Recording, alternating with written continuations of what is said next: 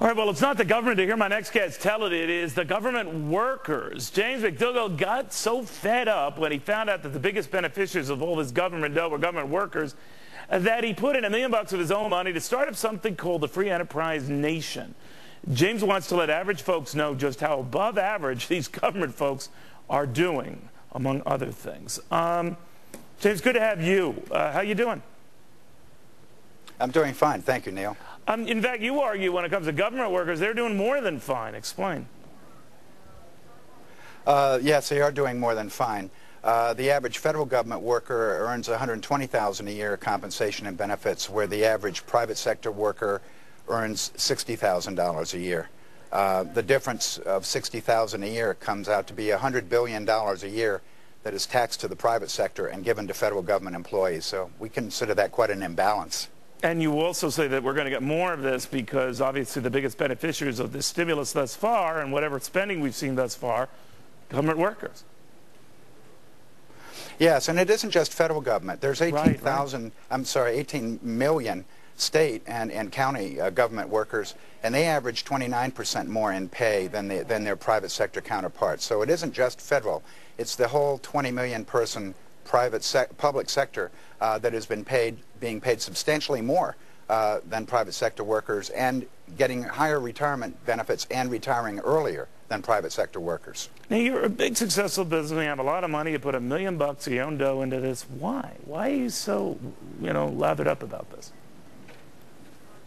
Well, I did a little research into where my tax dollars were going, and I found out things like there's people retiring in California at $400,000 or $500,000 a year from the state plan, and there are teachers in Illinois making $160,000 a year and retiring at $120,000 a year, and there are government workers in New York making $150,000 and $200,000 a year in overtime in their last year, and then retiring at a benefit higher than they ever earned as an employee. So I was concerned about that, but I'm also the son of an Army sergeant who, because of our free enterprise system, was able to start my own business with my wife, build it, make it successful, experience the American dream. And I think that that's something that everybody in America should have an opportunity to have. And that's disappearing as government gets larger and is taxing the private sector basically to extinction unless we do something about it. And I'm wondering if it's even too late now, because a lot of these pensions and retirements they're guaranteed in states and municipalities. That's the reason why so many states are looking at real trouble, New Jersey,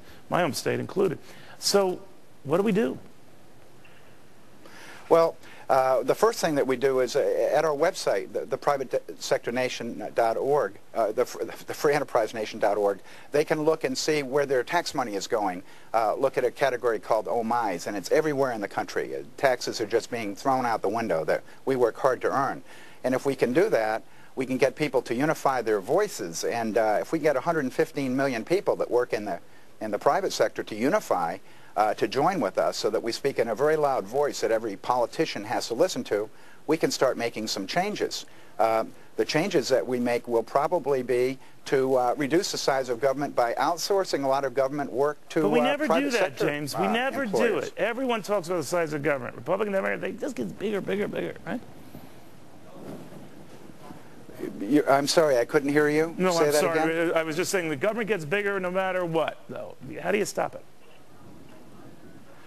You stop it because if you've got 115 million people, then the free enterprise section, only 130 million people voted in the last election. If we can unify, we can change any public policy we want to. We can change any tax policy we want to. We are a democracy, and we do get to make the rules and elect the officials that are going to pass the laws that affect us. So if we can unify, then we can change those things. And indeed, we can reduce the size of government. We can tell government to outsource things that they shouldn't be doing. We can tell government to freeze pay increases until the private sector gets a chance to catch up. We can tell government that it isn't appropriate for them to give early retirement to everybody that works for government when people in the private sector can't do that.